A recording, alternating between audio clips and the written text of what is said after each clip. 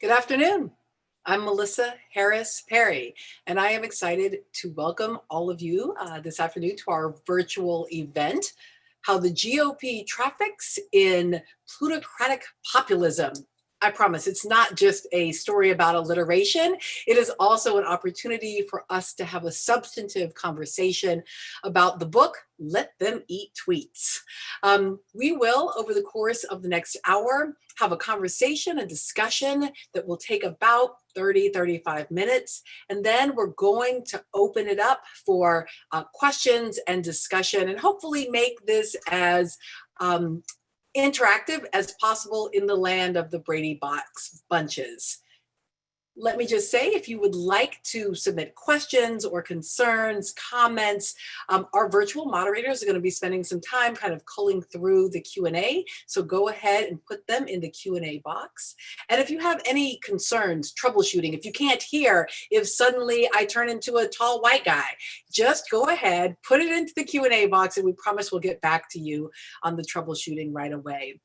Also, a recording of this event is going to be available on the Century Foundation website, tcf.org. So if you can't catch it all because you need to run and feed your kids or your cat, don't worry, the recording will be available. So let me just start with a little bit of scene setting before I introduce our guest. You may not have noticed, but today is the anniversary, 4 years since the DNC convention in Philadelphia, Pennsylvania. 4 years ago on this night, Hillary Clinton accepted the Democratic nomination for the US presidency. She also wore a badass white suit that night.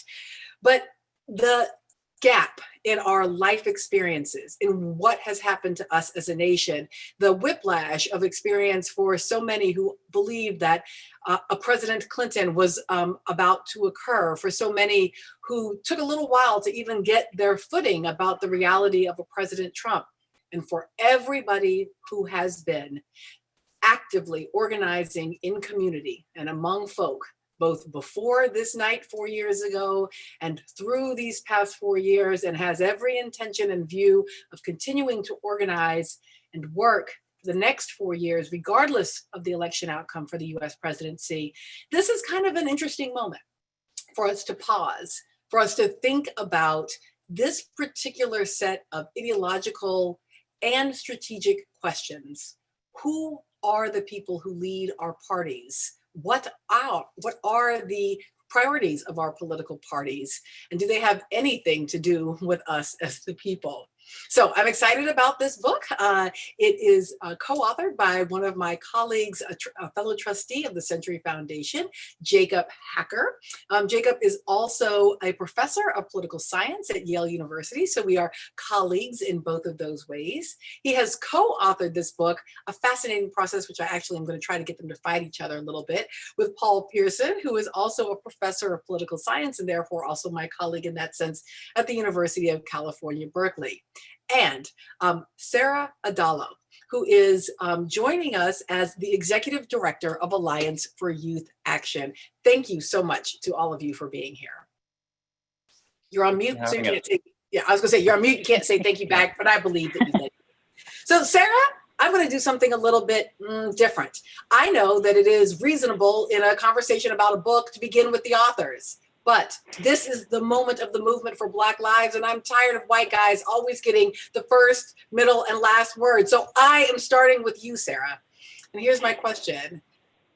What does it mean for you as the leader of, or one of the leaders in a leaderful movement of the largest youth organization in the country? What does that even mean in this moment? In 2020, what does it mean to attempt to lead young people in the context of the kinds of inequities and the kinds of political party strategies that we see in Hacker and Pierson's book?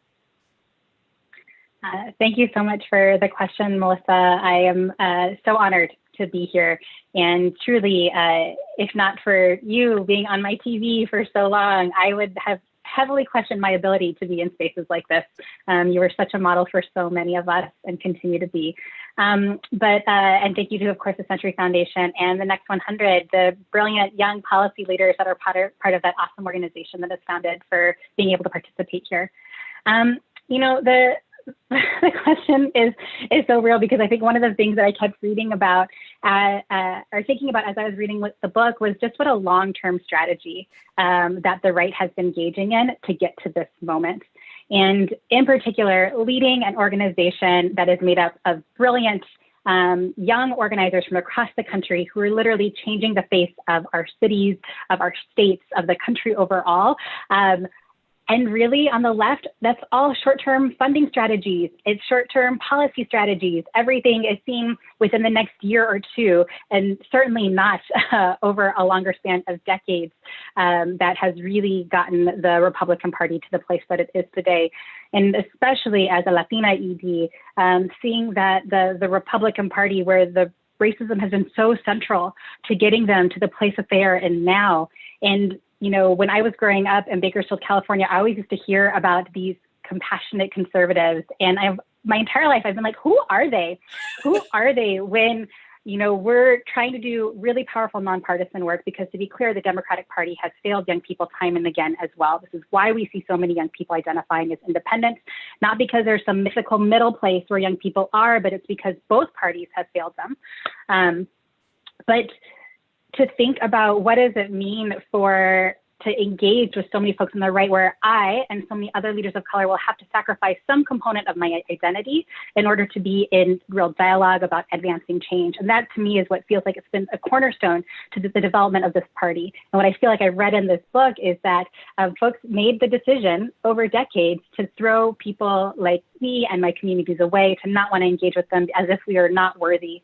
And that this has been something where, while so many brilliant young people are taking the streets now to demand change, their impatience is something that both we need to invest in for the short term, but also for the long term, because there's so much harm that we have to undo that has been a cornerstone to who our country is since its inception. And that's why I'm just so grateful to work with those young leaders, because they are a moral compass and they are who we should be following the lead for both now and in the future. Sarah, thank you so much. I want to build on that and turn to you, Jacob, because I think that language that was just used about there is no mythical middle. And the idea of how many people have been thrown away and feel thrown away, yes, by the Republican Party, but also, interestingly enough, often by the Democratic Party. As much as I wanted to bring us to the moment of Secretary of State Clinton accepting the nomination in this admittedly historic moment, it's also true that even in that moment, there were so many who felt that they were unheard. So let me just ask this, Mr. Professor at Yale University, writing with Mr. Professor at Berkeley, what do y'all have against populism? I mean, isn't it, after all, the point of this particular project in self-governance that we're supposed to be worried about the people who feel their voices aren't heard? Well, just to say right off the bat, we have nothing against populism. In fact, we had a number of disputes with our editor just because we kept wanting to put the word genuine before populism. And when we talked about the Republican Party, we used this phrase plutocratic populism and meant it in an ironic way. So before I go on, let me just thank you for doing this and thank Sarah so much for joining us. And I'm a huge fan of Next 100 as not just as a trustee, but as a fellow policy wonk. What they're doing is wonderful. So the basic focus of our book is, as Sarah was saying, is how the Republican Party has transformed over the last generation into this distinctive plutocratic populist hybrid. And we argue that this is different from what it was in the past and different from right-wing populist parties in other nations. And it's different because this populist side, which is really focused on ethno-nationalist backlash, is married with this plutocratic commitment to backstopping the rich and powerful in the most unequal rich democracy in the world. And I think it's really important to understand that that's not what's supposed to happen in a democracy. I think Sarah really drove home that a lot of the positions that the party has been backing are not that popular, particularly on economic policies. And we can get into a longer discussion of of the Democratic Party later. But just to say, like, the Republican Party, no matter how how cross-pressured Democrats are, the Republican Party has embraced an agenda that is deeply unpopular because it is so focused on shoveling benefits to those at the very top, or embracing a kind of right-wing populist backlash that alienates even a lot of moderate white voters. So how has that worked? That's the central question. And I think Sarah's put her finger on it by saying this is a long-term story. So I hope we'll have a chance to talk more about, how a party could be built to do this, and then why Donald Trump was able to take advantage of that to rise to power, putting the woman in a pantsuit, sidelining her at that critical moment 4 years ago. Okay, so I want, Paul, I want to turn to you, and I want to take part of what Jacob has said here and get you to make it concrete for me. So if you read the book, you definitely get the concrete sense of what all of these pieces mean, but just give it to our viewers a little bit here. So what does it mean to take ethno-nationalism, combine it with shoveling resources to the top, the kind of way that you all are talking about the plutocratic impulse? Just put those together and make it concrete in the moment of COVID-19. What has plutocratic populism meant for this response in this moment? Well, that again, it could go in a lot of different directions that we could talk about, but we could talk about just what is happening this week in Washington, right? So on the one hand, you have Republicans in the Senate working with the administration at a time of incredible national crisis, right? With double-digit unemployment, a pandemic, just staggering concerns that the country is facing. And the priorities that Republicans are advancing are, how quickly can we push people back into unsafe workplaces? How quickly can we protect corporations from the possibility that they might be sued if they create unsafe working conditions? Extending tax deductions for 3 martini lunches, making sure that nobody's going to be able to build a hotel across the street from Trump's hotel in downtown Washington. I mean, it's extraordinary to see how divorced their priorities are from those of the American public, even at this moment of crisis. And even when you would think with an election approaching that they'd be a little bit concerned about trying to do something that it would appeal to ordinary voters. And what we point out in the book is this is actually just standard fare. I mean, these kinds of priorities have been evident really with the Republican Party since at least the mid-1990s, since the rise of Newt Gingrich. But they've been getting more and more intense over time, and they've been most intense. Plutocrats have done the best, and their allies have done the best under the presidency of Donald Trump. He's populated his administration with Koch brothers, allies. He's put their favorite judges on the Supreme Court, huge tax cuts for corporations and the rich, and so on. So what's the other piece of this? The other piece of this is Donald Trump trying to make war on American cities, right? I mean, again, just astonishing to see that the other piece of this formula, and again, it's taken somewhat less dramatic, less extreme forms under previous Republican politicians, but this has basically been the formula that they've been developing over the last few decades, where you do anything you can to raise a sense of outrage among working class whites, especially non-college educated whites, and to make them feel like everybody else is their enemy, particularly people of color being their enemy, as a way of gaining political support so that you can carry out these plutocratic priorities. Now, I will point out that we tend to give a tough time to working class white folks, but I will point out that when you look at just the class numbers, so not the education numbers, those have a slightly different impact, but on pure class, that old Trump coalition runs the gamut. The poor whites, middle class whites, working class whites, and oh yes, the rich whites. All those folks were in at least the initial 2016 Trump coalition. Although yes, once we start breaking down by college education, it begins to shift and the numbers are slightly different. But here's part of why I want to frame it and ask it that way. And I'm going to come to you on this, Jacob, then I'm going to pop over for a little bit of a follow-up with you, Sarah.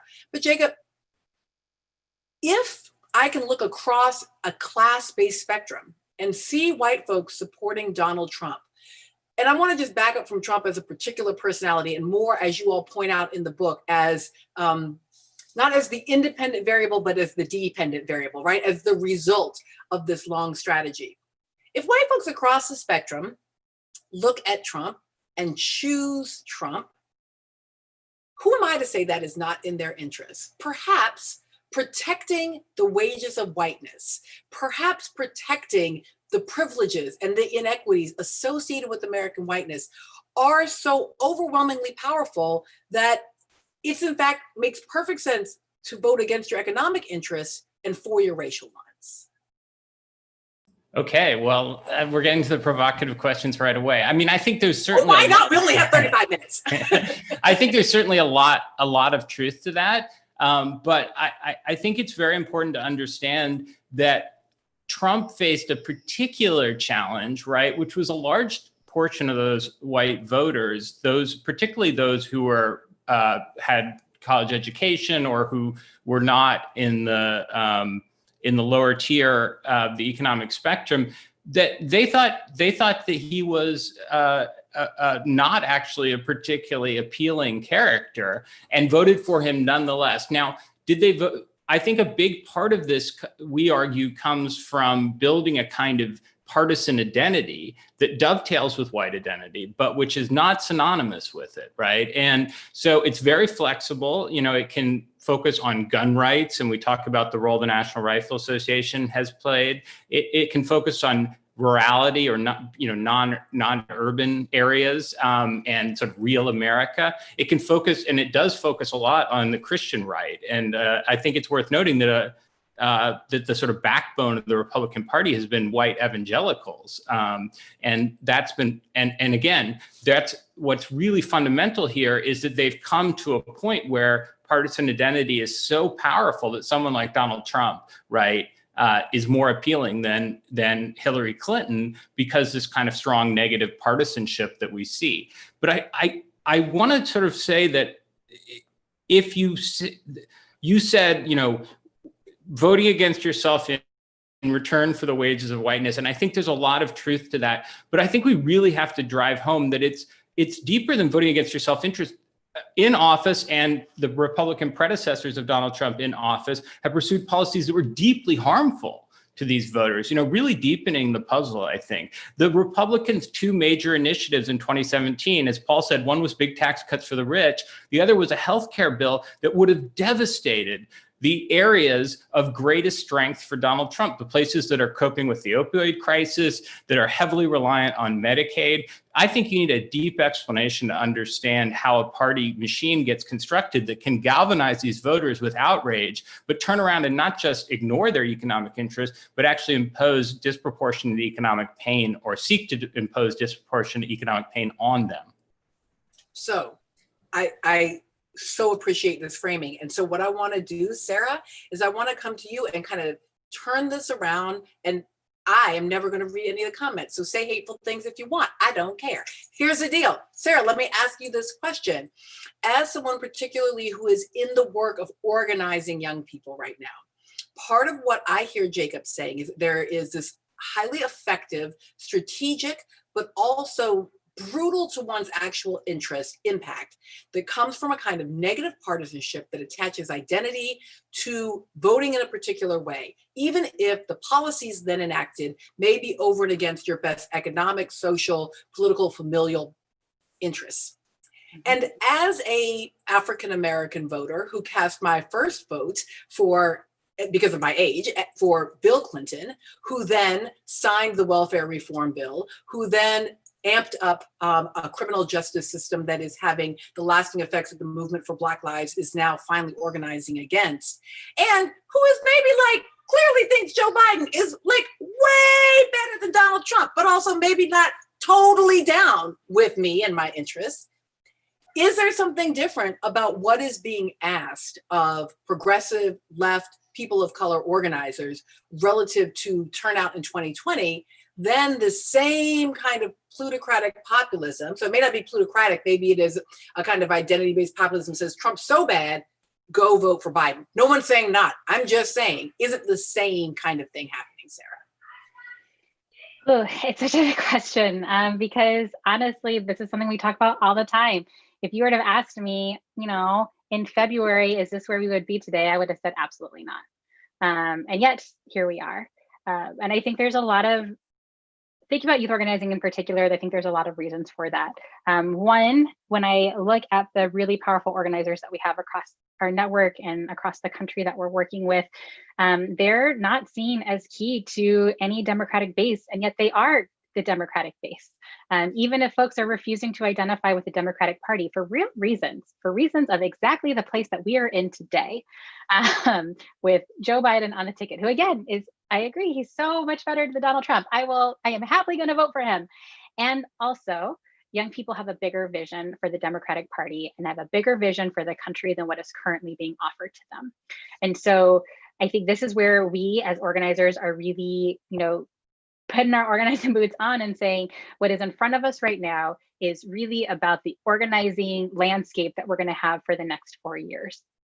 And that's what we're talking to voters about. It's about trying to keep people in the process for the long run, but also being real for a lot of the power brokers on the left that historically our groups are getting hella resourced in a year like this. And then all those resources are going to go away because our voters are only seen as transactional and necessary for a short-term outcome instead of long-term power. And that's what we're up against. And that's what we're trying to fight against. And that's what we're trying to build with people to be able to say, actually, what these young people are fighting for right now is technically what a lot of progressive elites want at the end of the day. It is to be treated with dignity and humanity. It's for people to not be thrown aside. I mean, I hope that's what a lot of progressive elites are going for. Otherwise, maybe we just need to have more real talk about throwing away this two-party system, because it's clearly not working as the Republican Party has gone in the direction that it has, and then yet we still have a Mike Bloomberg who's running for president with a D next to his name. So I just, I'll say it is a hard place that we're in right now, but what gives me hope is that young people are in this for the long run, is that the groups that are most powerful in our network and others are the ones who have been around for over a decade, and some who have only recently existed. I mean, think about Leaders Igniting Transformation in Milwaukee, Wisconsin. LIT started in 2017. And they've been organizing young people to turn out and vote up and down the ballot ever since then. When they started, they were running a campaign to get Milwaukee police out of Milwaukee public schools. And you know what? They won that campaign about a month ago after 3 years of work. Those are young Black and brown people who made that happen. And it's an organization that has been putting this work in for 3 years to be able to get to this place. And you know what? LIT is running a massive program this year because Wisconsin is so incredibly important. And they're going to be right back again next year, calling out, yes, Republicans, but also Democrats, just like they did during the primary, because it was both Democrats and Republicans who screwed up the Wisconsin primary, who put Black and brown people's lives on the line at that time. And that's for me, like my hope place of this really awful short-term scenario that we're in, is that we're all in this for the long run. We're playing the cards that we have to get through November, but at the end of the day, it's a longer term vision that we're driving towards, and November is just one stop along that way. Sarah, you prompted the political science professor in me, and I can't quite tell because the boxes are small for Jacob and Paul, whether they also had like that jump reaction when you hear, oh, we should get rid of the two-party system, because typically what happens is that some American politics professor will throw up the normal curve and then explain to you why we can't get rid of the two-party system as long as we have a majoritarian first past the post system. But I promise I won't get quite that nerdy on a Zoom because I didn't have my normal curve already ready. That said, Paul, what I want to do is come to you on this, because what I'm already beginning to see in the Q&A is some conversation specifically about strategy and winning and losing, right? So an awful lot of what I'm beginning to see in the Q&A are some questions about, well, if it's so bad, how is it that the Republicans have won the American presidency over and against one of the most qualified candidates in American history, right, in 2016? How is it that the Republican Party controls most of the gubernatorial seats, right? How is it that the Republican Party has won so much? If part of the work of democracy is winning the election on the normal curve in the first past the post system, How is it that they're winning when the coalition or the policies they're putting forth have this kind of impact on their very base?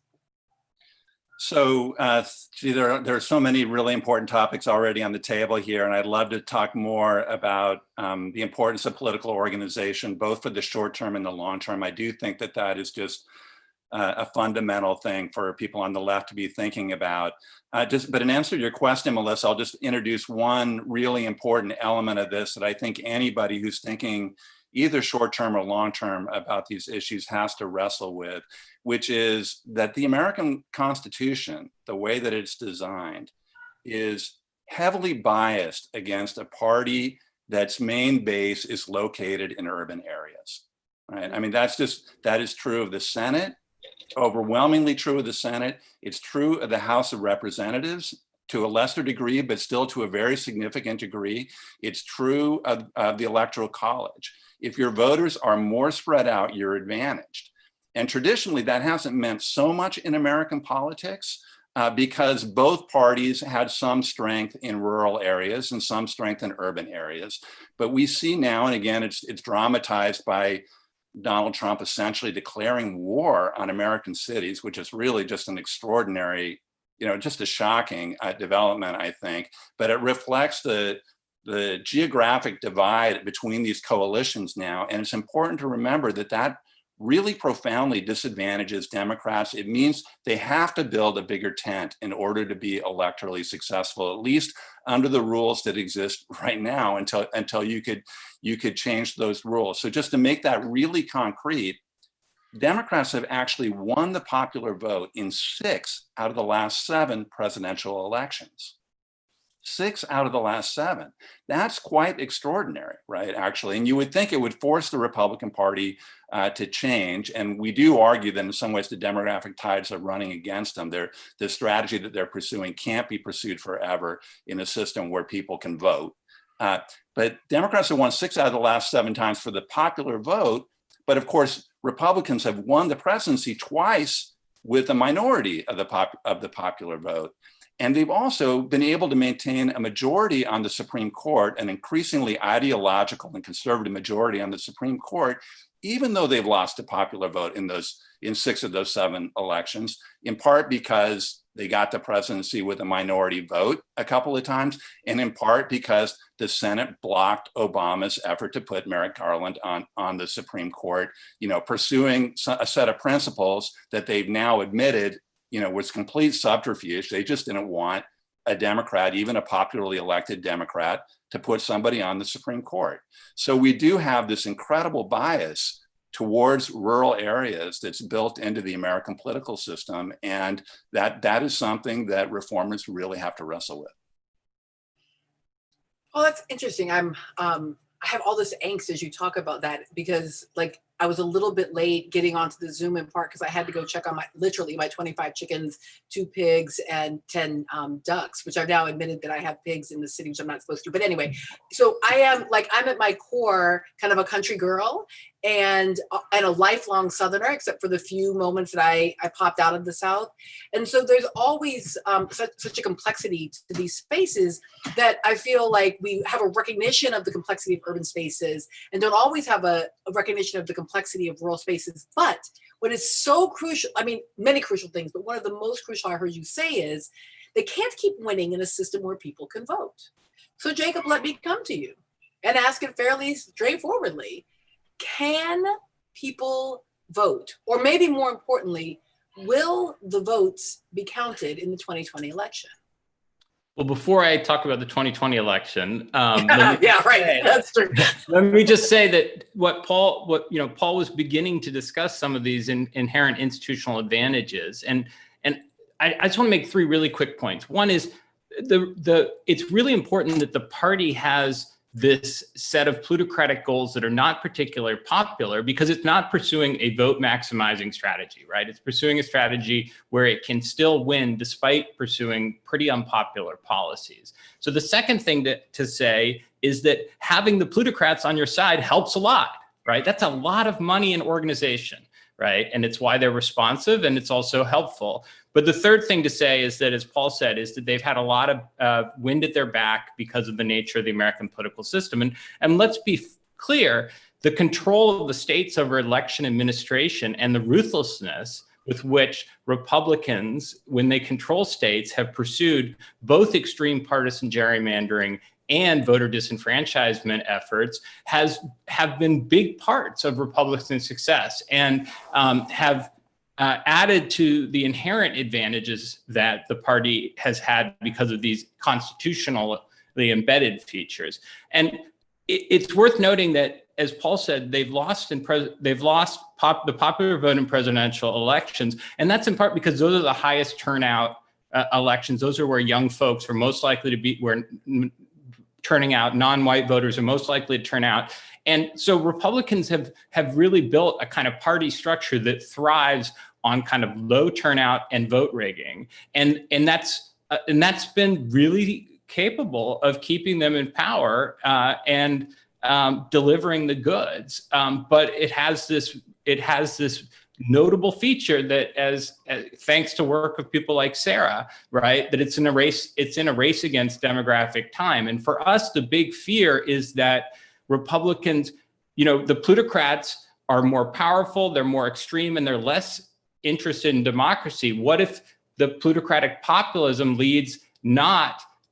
doesn't get corrected by democracy, but corrects democracy, right? Tears down democratic institutions to protect itself from accountability. Well, Melissa, as they're talking about some of this, what they're making me think about is just like, every time we talk about world organizing too, I'm always like, oh, because so many times people are like, oh, we're talking about white people then. But again, the reality is not all rural folks are white. And for some of our states that have a lot of rural people, I think about our organization in Montana. Forward Montana is a really amazing crew who organizes young people across the state of Montana. They have Senator Tester there. The second Senate seat is really on the table here. A Democratic governor has been in control of that state for a long time. And it's like to the shame of the Democratic Party for not deeply investing in these communities where people are turning up. We work with an amazing group in Mississippi, led by young Black women, called Mississippi Votes. And they are so powerful at leading amazing work. And they're teeny, teeny, tiny. And it's shame on the Democratic Party for saying, you know what? We're going to fall into these traps and myths of, oh yeah, we're never going to win them. We're going to ignore them. And still, even in our democratically controlled cities where a lot of our folks are, a lot of those Democrats are not on our side. A lot of those Democratic mayors are not exactly listening to the calls of their base when we say things like defund the police.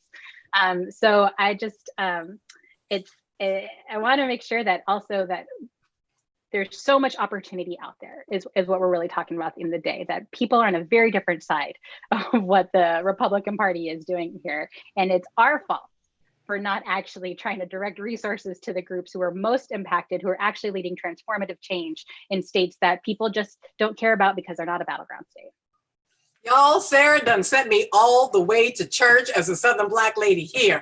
I don't even really know if there is a Zoom function that is not a clap or a thumbs up, but just amen. Because genuinely, the number of things that you have hit on there, right? So one, the idea that rural folks are white, no, indigenous folks, right? People who are your Latinx farm workers who right now are dying at COVID rates because they are providing food for the tables of urban folks, right? Like, listen, we could all day on that, but we're going to pause. But part of what I think is so valuable about what you suggested is that there are co-conspirators to this long strategy, right? If we think about co-conspiracy being language that often progressives and lefties use for talking about sort of how we are in allied relationships with one another that actually cause us to risk something in order to bring about justice, there's also co-conspirators to this plutocratic process, right? And some of those co-conspirators are the philanthropy organizations, which ask, right? Like when I think about the powerful Black women in Mississippi who get $1.50 from a philanthropic organization and then have to fill out 5,000 pages of, okay, stop. But yes, there are co-conspirators who helped to make this possible. And one of them, and this is where I want to come to Paul and Jacob, either one of you could grab this. So I wanted to get through a good 30, 35 minutes without talking too much about President Trump.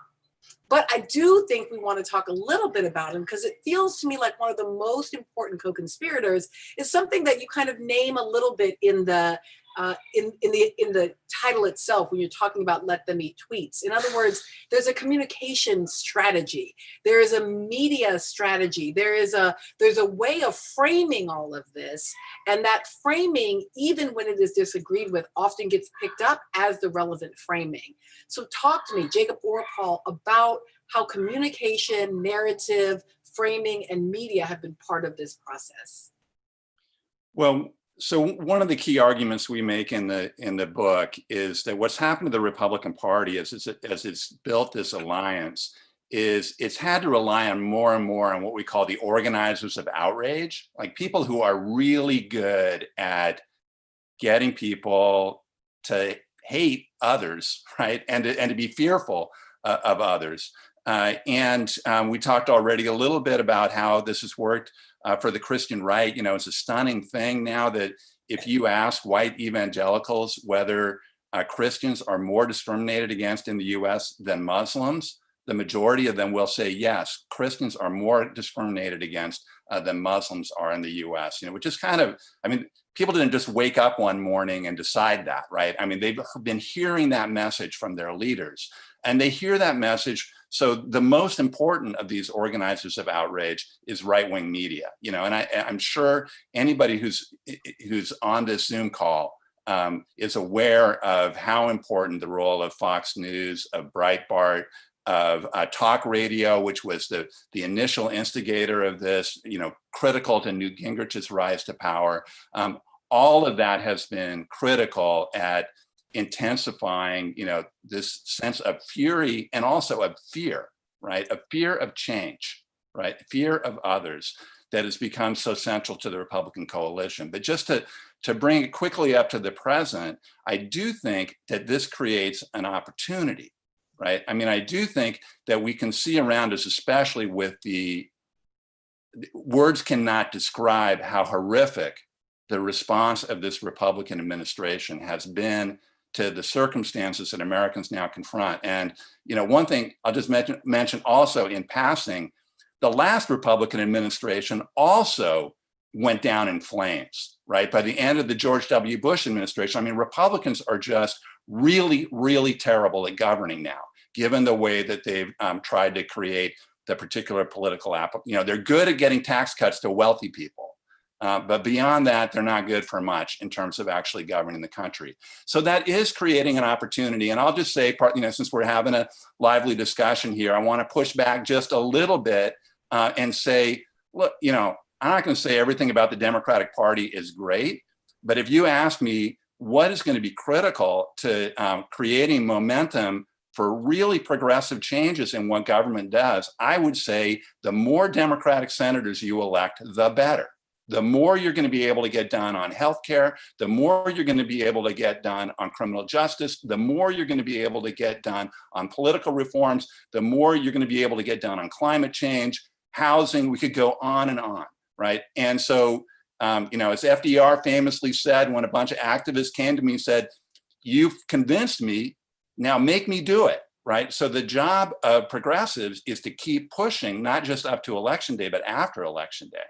But I really worry if we underestimate both the stakes in this election and the potential in this election, even if the candidates are not the ones who we personally might have thought would be the best one.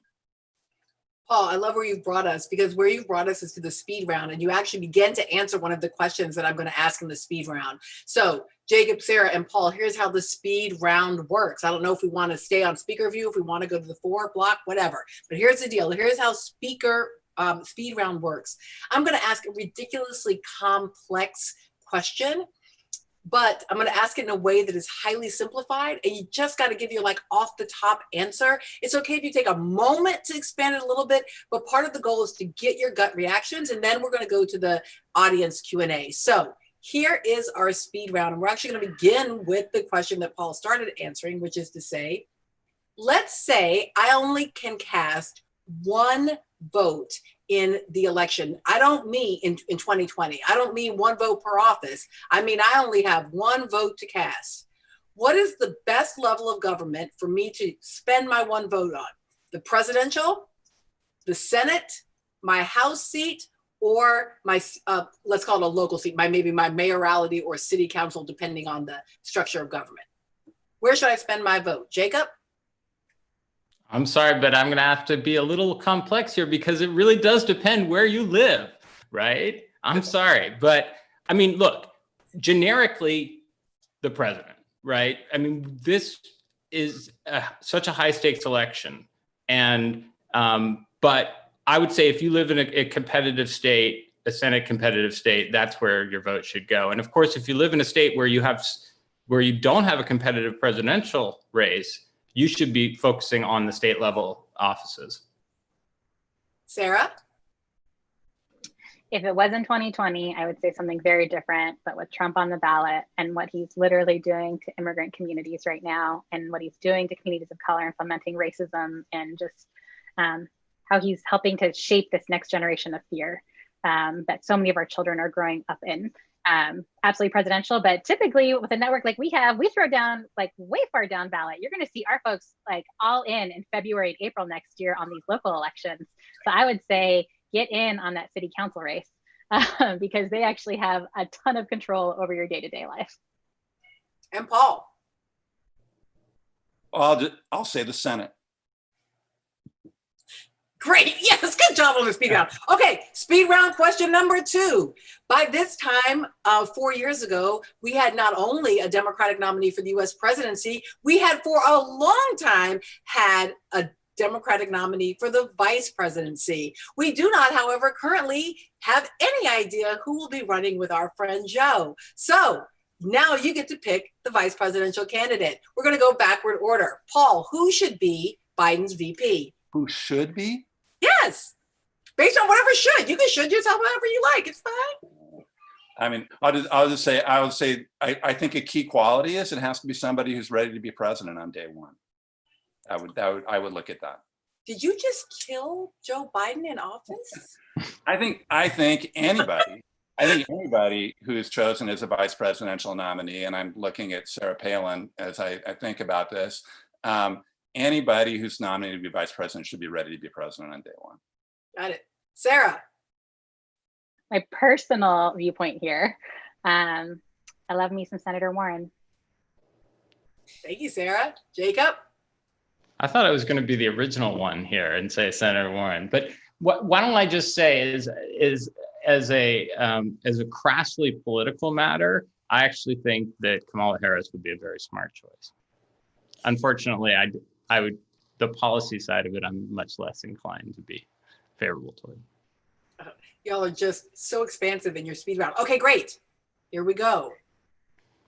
If college education is the key difference, right, particularly for white voters, for women voters, for all kinds of classes of voters, if college education seems to have an important impact on not only vote choice, but all kinds of other policy preferences, what one thing would you tell the left, broadly construed, philanthropy, the party, whatever, to do around investment in young people and maybe particularly college age people?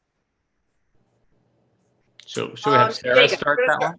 Okay. Yeah, Sarah. No, actually makes sense. Yes, we'll go middle out. Yes, Sarah, let's start with you. College should be free. All expenses related to college should be free. Student debt should be canceled, and organizations should be created in every community across the country so young people can learn how to organize and participate in democracy year round. Yeah, what she said. But also service. I actually think we have a great opportunity. There's some kind of national service program could be around COVID, but it should have a permanent role, because I actually think that's an important way in which you can bring young people into engagement with government as opposed to just in private philanthropic activity. And Paul? I'll just very quickly throw in an and, which is you know, let's not forget the younger kids, you know, and especially, you know, the effects, and particularly the highly unequal effects of the pandemic on, you know, on those, you know, further down the income scale, you know, who already are suffering from acute structural disadvantages. I mean, we're, even with the most aggressive proactive efforts, we're going to be years trying to make up for the damage that's been done, and that's got to be a top priority. Great. Thank you all. So let me turn to some of the questions from the Q&A. There are a couple of different questions I'm going to combine into one, but they're really about the next election, about 2020. So they go back a little bit, Jacob, to me asking you, can people vote and will their votes be counted? But most specifically, there's some questions here about COVID and the question of voting during a pandemic. There's some questions here about whether or not President Trump would actually challenge an election result that, if it were close, that was not in his favor. And also just sort of a question about the overall strategy, not only of President Trump, but of the Republican Party relative to the 2020 election. So can you guys just give us a little bit of your sense of what the structural aspects of this election will be? I can pop in and just say, I think what we've learned from the history of vote rigging that we write about in Let Them Eat Tweets is that this election has a risk of being very, very far from free and fair. And that would have been true even in the absence of the COVID crisis. I mean, it's great to see the kind of energetic response of organizers like Sarah, because I do think that the most powerful way to push back is to be on the ground. But now, given what's happening, you know, being on the ground it's not the same as being at polling places. And so I don't think I have any greater insight than many of the people who've written about this, who said that if the election is at all close, we're going to be waiting for a long time for results. And there's going to be this specter that Trump has already made clear that he's going to challenge the absentee voting is corrupt and rigged. And so I think there are two imperatives that come out of that. One is to prepare for that eventuality. There just cannot be any naivete. We're battling for democracy here. And then the second is, you know, go for a big win, because it's a lot harder to do that if it's not close. Yeah, I think the other thing, I mean, this election is just hard. And always state and local organizations have been the most important when it comes to any election that's in front of us. They're even more important now. We do not have and cannot have a national message about our election. We do not want everyone to show up and vote on election day. Every state has their own rules about how the heck you can participate via voting by mail or absentee ballots or early voting. And the rules are changing all the time. Texas just expanded early vote by 6 days, which is great. They really should have let voters just vote by mail. But nonetheless, it's Texas, and that's how Texas shows up in the world.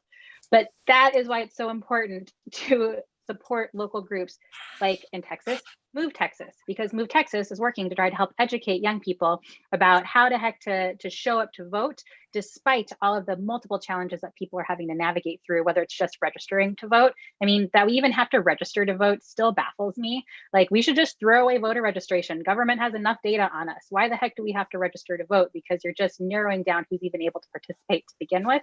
But then to go the extra mile to say, all right, and now this is how you navigate voting by mail. And, you know, we're running a monthly tracking poll with young people in battleground states. And while they generally believe that voting in mail and in person, they're just as secure, we're seeing a lot of young people, and specifically Black youth, who are saying they're still going to vote in person. And so as we're seeing so many efforts by conservative state governments to close polling places, we need them to be open, because we don't want our people to be standing in line for hours, because we want to make sure every single vote is counted. The attacks in the post office are making us move all of our mail deadlines up even earlier. So I say this to say it's really hard. Folks in states are navigating through these challenges brilliantly and doing every single thing that they can. And for us, that's why we invest so much on local organizations, because they are the ones who have really the most direct contact with the voters, who can do the most powerful advocacy work to make voting as safe as possible. And they're the ones who are really going to get us on the other side of these really horrific times that we're in. So, I just So one thing in addition, I agree with everything that both of you said.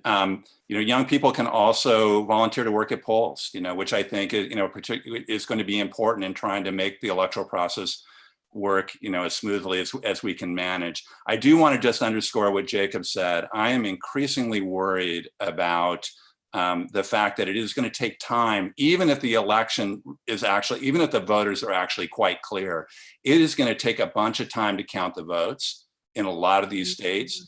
And I think Republicans are going to increasingly be inclined to do things to make that process as chaotic, as turbulent, as legitimacy threatening as possible. I am really increasingly worried about that. And there's a way in which, Donald Trump has done such a good job of convincing his own voters not to vote by mail.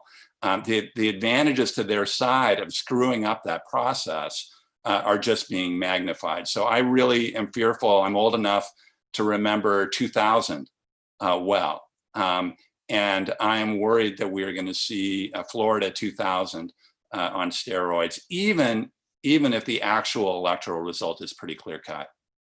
Let me shift from politics to policy a little bit. There's a set of questions that have come in. Again, I want to combine a bit. And part of what they're asking is, okay, so let's say we managed to get past gerrymandering, voter suppression, all of the various challenges that we're about to face. And let's say there's a new administration, or even if there's not, let's say the gubernatorial races all go towards someone other than the Republican Party. From a structural policy perspective, how do we begin to undo the harm of plutocratic populism and begin to recreate a government, a democracy, and an economy that operates in I think, Jacob, you said a genuinely populist way? Well, let me just say a little bit about that. Obviously, I've been thinking about that for a long time, and we do lay out some very broad ideas at the end of Let Them Eat Tweets. But I mean, we do say, and I just want to reiterate this, that we think that the profoundly large, distinctively large increase in inequality in the United States is just a powerful background condition that shapes so much of what's been happening here. And if that is left in place, there are going to be forces that are going to undermine our democracy. They could take different forms from Donald Trump, but we think that the reality is that the Republican Party has radicalized in the way that it has because it has allied itself with those at the top of this increasingly unequal economy. And so what does that mean in concrete terms? Well, I mean, it's not very exciting to folks who are recognizing happily that there's a much more progressive set of policies that have been embraced by the Biden campaign over time. If you look at the Unity Task Force recommendations that come out of the negotiations between the Sanders and Biden camp, they're really pretty remarkable compared with where the Democrats were in 2016 or where Biden was before, early in the campaign. It's not very exciting when I then tell people that honestly, the number one thing we should be doing is taxing rich people and using the money to do good stuff that is popular. But I think that's taken a long time to tear down the capacity of American government. And there is a kind of fundamental way in which you have to take this first kind of simple step, which is to do concrete things that benefit ordinary Americans. And the only way you can do that, given the scale of inequality in our country, and by the way, this is super popular, is to tax the super rich who have essentially, cornered large share of America's national wealth and resources. And so that's the sort of starting point for creating a more virtuous cycle. But as I said before, it's about tackling inequality, both political and economic. I just want to give one example to back up what Jacob is saying. It is going to be the most progressive platform by far in the history of the Democratic Party. So to take just like one issue that I think is actually vital, but that doesn't get the kind of headline attention that others do. The Biden campaign's housing policy. There was a study that was written up in Vox the other day. The housing policy that they proposed is a Columbia University study that estimated that if enacted, it by itself would lower child poverty in the US by a third. Right, just the housing policies, right, which involve a commitment to building affordable housing and to making Section 8 vouchers universal rather than actually being eligible, being available to something like what, an eighth or a tenth of the people who are actually eligible for them, meet the criteria of eligibility. So you make that universal, you build affordable housing. There are other things in the plan as well, but just that initiative, right, would cut child poverty by a third. Yeah. And I just like add on here that, you know, so little will happen unless we actually have the political homes for people to engage in to hold elected officials accountable. And so whether it's like the Crews in my network, whether it's Friends at Working Families Party, some of the affiliates of the CPD network, right? That people need a political home because they too deserve to be able to engage on these topics and share their lived experience and say, hey, this is what my community needs. And therefore, this is how we want you elected officials to act. So often when we're talking about a lot of these big ideas for change, it's all about whatever DC can come up with. When people are perfectly fine coming up with their own solutions to answers in their own communities, but we need to make sure that they have a place, they have a venue, they have to be able to create and iterate around those ideas in order to hold electeds accountable. And that's the thing that makes me the most nervous, especially having started organizing during the Obama administration, of which, oh my, those times seem so far ago. But I also know that in the youth sector, we lost so many organizations during those times because so many were like, oh yeah, young people showed up to vote. Major organizations no longer exist anymore in the youth sector, and we're still rebuilding that. And we cannot do that again in 2021, should we get on the other side of this administration. Sarah, again, yes, triple yes and amen. And that, I think the point that you made that I just want to underline again is that notion of populism, right? Of what people need is not just about what can be given, right? Although it is, right? So I think Paul's point about child poverty is crucial, right? We actually have policy tools that can change the material circumstances of the lives of Americans, right? That's I also, again, want to go back to Paul just saying the Republicans have gotten bad at governing, which I think is important, right? It's one thing to govern differently. We're always going to have multiple parties and perspectives, but to just be bad at it, right? To just not be able to respond to a pandemic, for example. Okay, so, but this point that you make, that populism, genuine populism, to go back to Jacob's point, or rather simply just to be true to a Declaration of Independence, it says the whole point of all of this, and that the only way governments secure their powers is through consent of the governed. People have to be able to do work. They have to be able to critique. That there's inside work. It's not just the moment of mobilization for voting. It's all of the work, and that has to build. So Jacob and Paul, I'm actually going to end with this because part of this work as academics is, Sarah's here and giving us the on the ground, but it's not to say you all aren't doing work, but we believe in ideas, right? We think that ideas matter even if we're not on the ground. So I'm interested. There's no way you co-author a book and don't have some disagreements, don't have some moment where one or the other of you comes to a point of learning. And let me explain, I don't want to ask this as a kind of salacious, like real house professors of Yale and Berkeley kind of question. I'm asking it because I think we sometimes don't talk enough about learning, moving, changing, disagreement, unless we talk about it specifically as like moving of a centrist candidate to the left or the right or something. So I just want to know, give me one story about something you guys came to think differently about. Oh, well, the good news is that I thought you were going to ask what's the most profound disagreement between the two of you. And unfortunately, I'm actually racking my brain. We really do agree on a lot.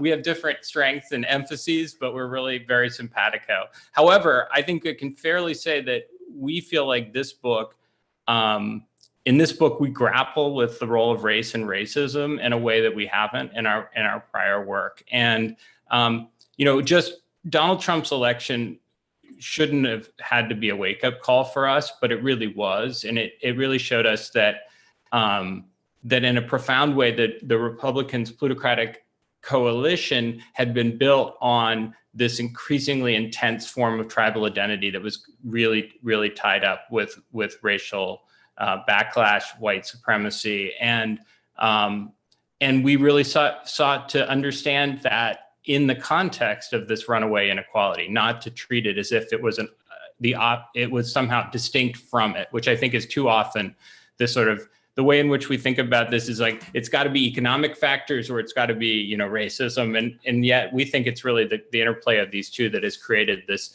sort of monstrous two-headed monster of plutocratic populism. Yeah, we don't disagree about much. I guess I just say I totally agree with, in fact, with what Jacob just said. You know, maybe the biggest disagreement between us over the years is I think Jacob is just a little bit more of an optimist than I am. You know, I think he just has a hopeful disposition about things. And I have to say, given the subject matter that we've been working on, and particularly the way it's manifested in the US over the last few years, I am eternally grateful for his optimism. I'm a little bit of a democratic optimist myself. I still stand on my desk often when teaching the Declaration of Independence because it's such a perfectly aspirational document. I don't love the Constitution, but the Declaration of Independence, that's some good stuff.